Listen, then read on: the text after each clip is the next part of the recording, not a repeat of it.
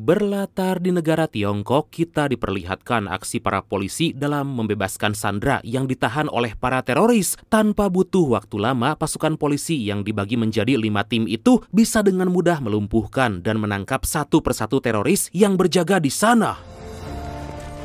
报告 ，A 点人质安全。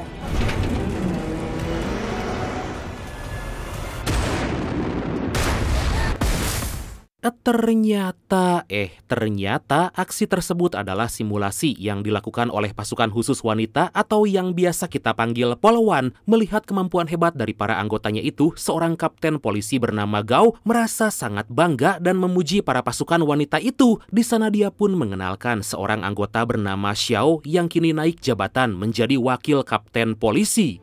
同志们，稍息。 Dan inilah Bleed for Justice.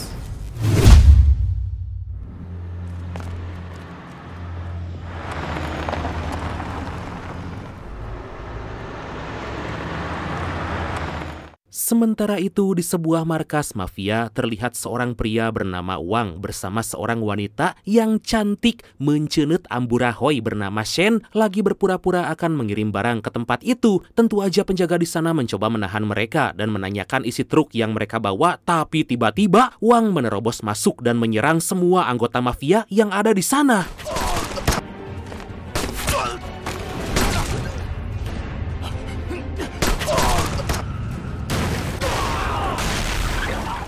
Gak hanya berdua, ternyata Wang membawa serta pasukannya yang ada dalam truk hingga mereka pun bisa dengan mudah menghabisi semua anggota mafia di tempat itu. Setelah situasi terkendali, Shen masuk ke ruangan server untuk memasang alat perusak gelombang elektromagnetik sekaligus merusak komputer server yang ada di sana. Sedangkan Wang bersama pasukannya merampok puluhan berangkas yang berisi uang di dalamnya.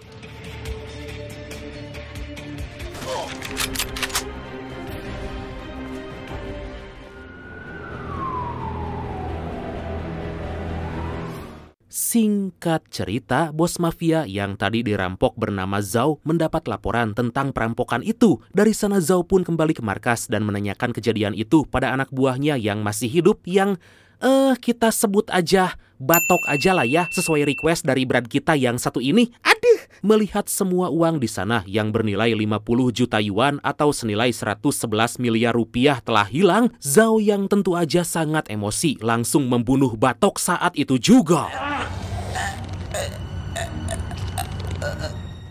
Beberapa waktu kemudian, Zhao yang lagi bersama sang kekasih bernama Ying dihubungi oleh bos besar mafia pusat bernama Biao yang menanyakan total kerugian yang dialami Zhao. Bukannya menyalahkan, tapi Biao yang bijak menenangkan Zhao dan memberitahu bahwa dia akan mengirimkan 2 orang tentara bayaran dari Rusia untuk mencari para pelaku dan menyelesaikan masalah ini.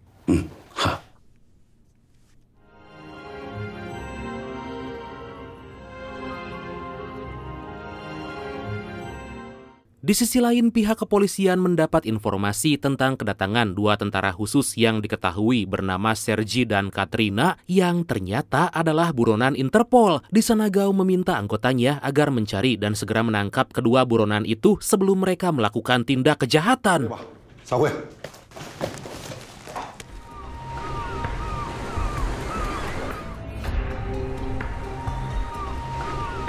Keesokan harinya, Biao mengadakan pertemuan dengan Zhao dan mafia lain untuk membahas kejadian perampokan kemarin sekaligus memperkenalkan 2 tentara bayarannya yaitu Sergi dan Katrina. Biao yang merasa bahwa perampokan itu akan kembali terjadi meminta mafia lain agar memindahkan seluruh uang mereka ke brankas miliknya agar lebih aman.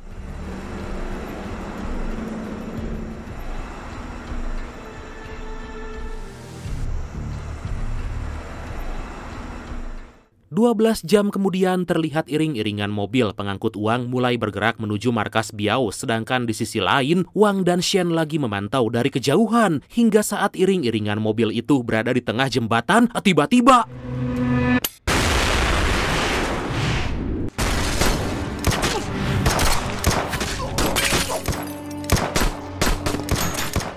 Wang meledakkan bom dan terjadi aksi baku tembak yang sangat epik di tempat itu. Tapi aksi Wang kali ini lebih sulit dari sebelumnya karena mereka harus berhadapan dengan Sergi dan Katrina yang ikut serta mengawal iring-iringan tersebut. Setelah semua anak buah Biao di sana berhasil dilumpuhkan, terjadilah aksi baku hantam antara Wang melawan Sergi sedangkan Shen melawan Katrina yang sangat wah edun banget pokoknya mah.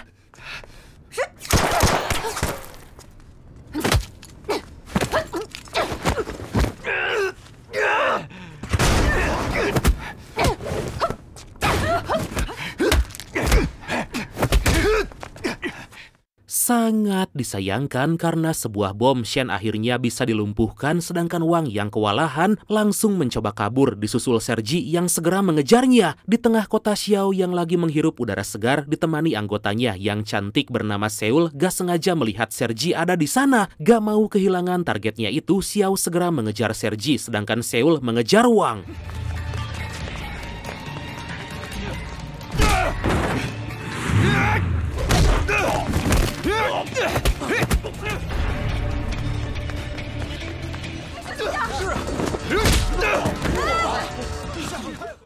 Sempat terjadi aksi baku hantam di antara mereka, tapi dengan kemampuannya, Xiao berhasil membuat Sergi kewalahan, tapi saat Xiao lengah, Sergi pun akhirnya berhasil kabur. Gak lama setelah itu, Seul datang dan melaporkan bahwa dia juga telah kehilangan Wang. Mereka pun segera pergi ke kantor untuk melacak targetnya itu dari satelit.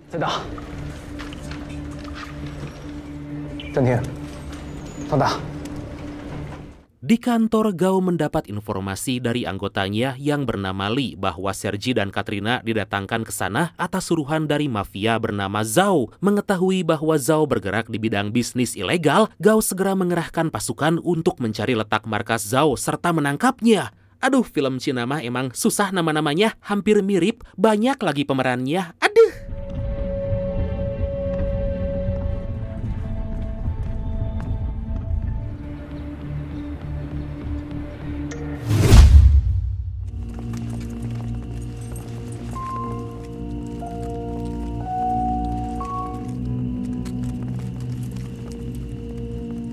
Tanpa butuh waktu lama, pada malam hari pasukan kepolisian langsung menyergap markas milik Zhao. Tapi saat dicari hingga ke setiap sudut ruangan, mereka gak menemukan apa-apa. Gao yang yakin bahwa para mafia itu telah berpindah tempat, menarik mundur anggotanya dan menugaskan mata-mata.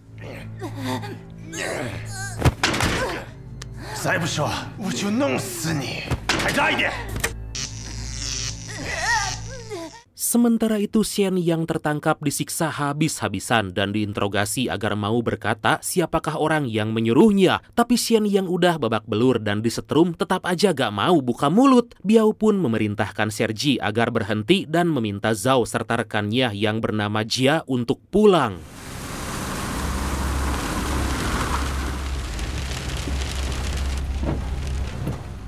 Secara gak disangka, Zhao dihampiri oleh Wang yang menanyakan keadaan Shen. Lah, bukannya menjawab, Zhao seketika memarahi Wang karena dia gak becus dalam aksinya tadi. Dari sinilah diketahui bahwa Zhao, Wang, dan Shen telah bekerja sama untuk merampok para mafia dan bos besar Zhao, yaitu Biao. Di sana Zhao memberikan rencana baru bahwa besok giliran Jia yang akan memindahkan uangnya dan itu bisa mereka manfaatkan untuk menyelamatkan Shen.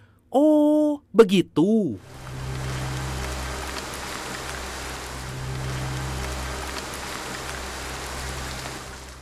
Beberapa jam kemudian Zhao menemui Biao dan mengatakan bahwa dia mencurigai Jia yang menjadi otak perampokan kemarin. Di tengah perbincangan mereka, tiba-tiba salah seorang anak buah memberitahu bahwa mereka telah menemukan tempat persembunyian para perampok. Dari sana Biao menugaskan Sergi untuk mendatangi perampok itu, sedangkan Katrina bersama Zhao akan pergi ke markas Jia.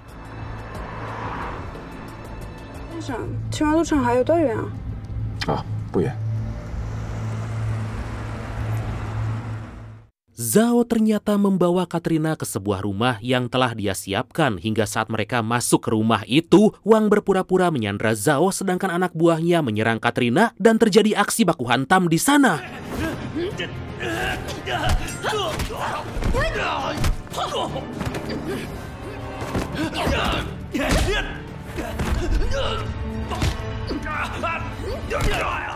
Pada awalnya Katrina bisa menghabisi satu persatu anak buah Wang, tapi karena kalah jumlah dan kemampuan Wang yang hebat, akhirnya Katrina berhasil dilumpuhkan sedangkan Zhao dibuat seolah-olah terluka dan melarikan diri.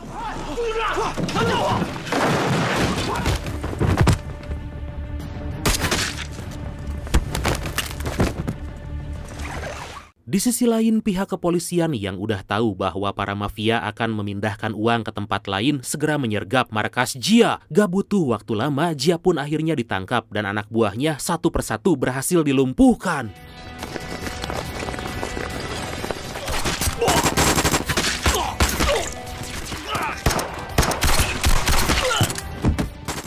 Jia yang kini tertangkap diinterogasi oleh Gao dan memberitahu bahwa markas sekaligus gudang uang para mafia berada di pondok Haiyu. Haiyu mendengar.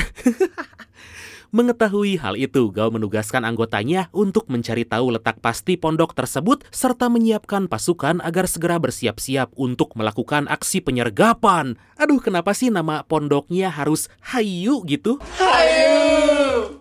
整个海月山庄的小山坡上一共有3个入口。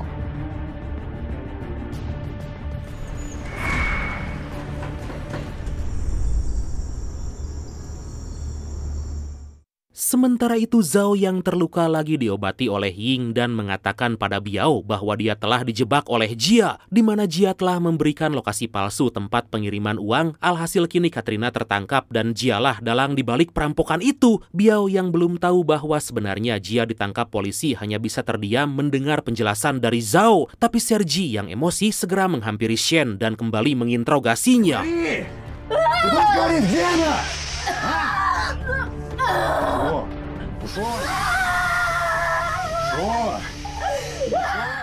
Sergi yang emosi karena Katrina kini dalam bahaya menyiksa Shen habis-habisan. Gak tega melihat hal itu, Xiao memberi saran pada Biao agar bernegosiasi dengan para perampok agar mau menukarkan Shen dengan Katrina, yang mana kesempatan itu juga bisa mereka gunakan untuk menangkap para perampok.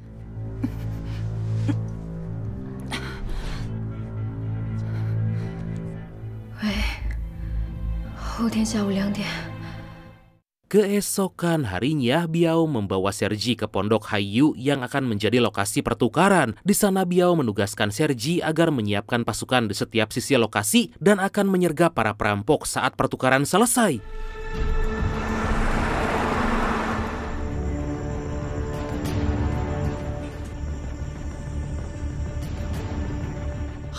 Di sisi lain, Zhao yang merasa bahwa rencananya berjalan mulus mencoba mengawasi Biao lewat kamera pengawas. Tapi Zhao terkejut saat melihat Ying menghampiri Biao dan mengatakan semua rencana busuk yang lagi dilakukan oleh Zhao.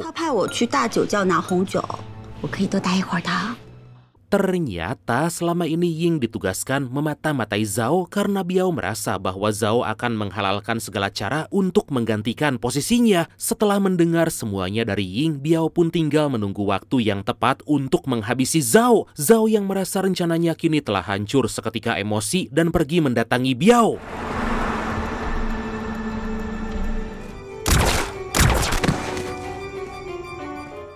Setelah menghabisi para penjaga di sana, Zhao menodongkan pistol dan menyandra Biao serta Ying. Di tengah situasi menegangkan itu, Zhao mengatakan kekecewaannya pada Biao karena dia telah mengikuti Biao sejak kecil. Tanpa ada rasa ampun, Zhao menyiksa Biao habis-habisan dan meminta pin brankas miliknya. Setelah menggondol semua uang dan juga flash disk berisi harta kekayaan Biao, Zhao pun akhirnya menghabisi Biao dan juga Ying.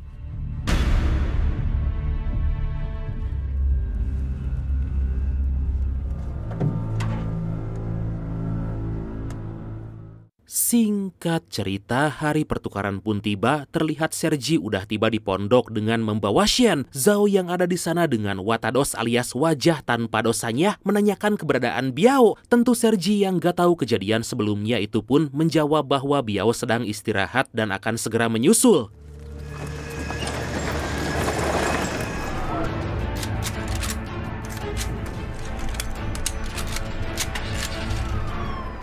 Sementara itu pihak kepolisian mulai bergerak menuju lokasi dan mengerahkan pasukan untuk mengepung Pondok Hayu. Tanpa butuh waktu lama, pasukan polisi itu pun udah berada di posisinya masing-masing sembari memantau kegiatan yang lagi dilakukan oleh para mafia.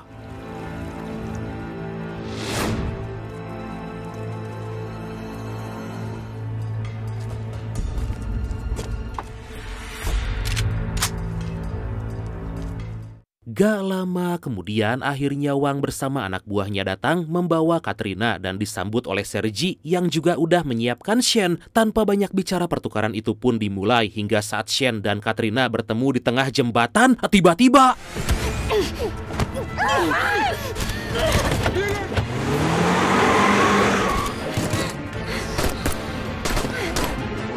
terjadi aksi baku tembak antara anak buah Wang dan juga Sergi, dan gak cuma itu aja, pasukan polisi yang ada di sana mulai menembaki anak buah Sergi yang berjaga di sekitaran pondok. Sergi segera masuk ke dalam mobil untuk bisa berlindung dan menabrakannya ke arah Wang.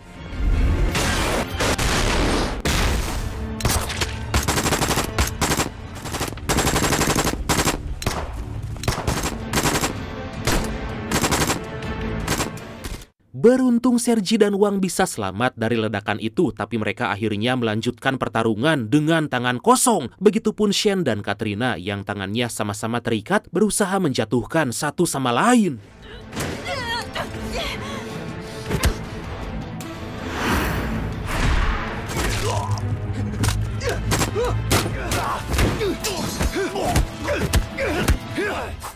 Xiao, Seul, dan pasukan berhasil membuat seluruh anak buah Zhao tumbang. Melihat hal itu, Zhao seketika kabur ke tempat aman dan meminta salah satu anak buahnya agar memberitahu Wang tempat pertemuan mereka nanti. Setelah aksi baku hantam yang cukup lama, pada akhirnya Wang bersama Shen berhasil mengalahkan Sergi dan Katrina.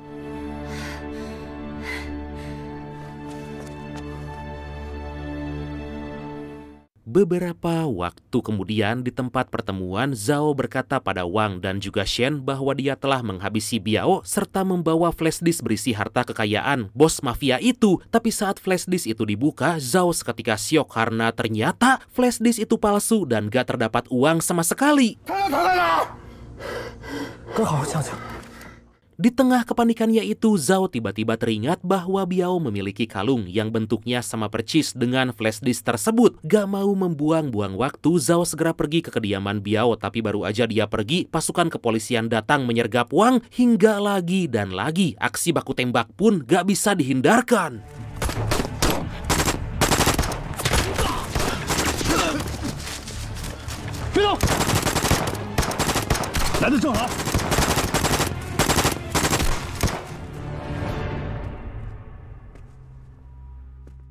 Zhao yang baru aja mengambil flashdisk dari kalung Biao disergap oleh Xiao yang ada di sana, tapi beruntung Wang datang tepat waktu dan Zhao bisa kabur. Wang pun terus-menerus menembaki Xiao hingga peluru mereka sama-sama habis.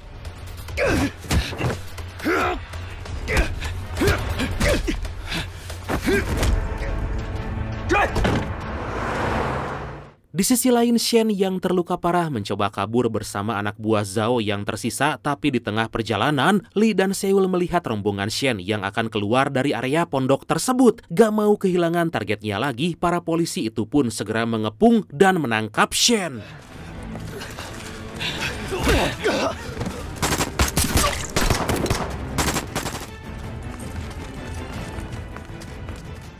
Sementara itu Wang yang lengah akhirnya bisa dilumpuhkan oleh Xiao yang segera memborgolnya. Melihat hal itu, Zhao yang udah gak bisa kabur lagi membuang flashdisk yang ada di tangannya dan akhirnya komplotan mafia sekaligus perampok itu pun tertangkap.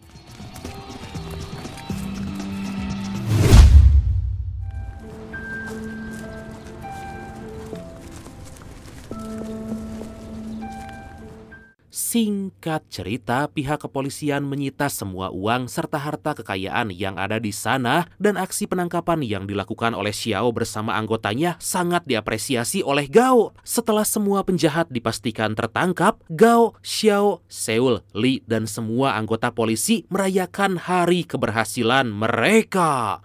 Dan akhirnya film ini pun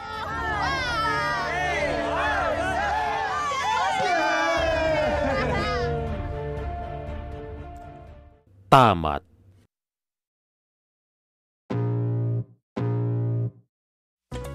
Wah, seru banget. Terus siapa lalakonnya? Kita tanya Galileo. Enggak dong. Coba deh ketik pendapat kalian di kolom komentar, Brad. Tapi asli sih film ini keren banget. Kalian wajib tonton lah fullnya ya, Brad. Biar kerasa aja gitu asupan adrenalinnya. Ya, walaupun pemainnya banyak banget dan namanya susah-susah. Aduh, oke lah Bradku. Makasih banyak ya udah nonton sampai akhir. Seperti biasa, mohon maaf karena masih banyak kekurangan. Semoga kalian dan keluarga sehat selalu. Salam sukses, salam santuy, dan see you next time. Bye-bye.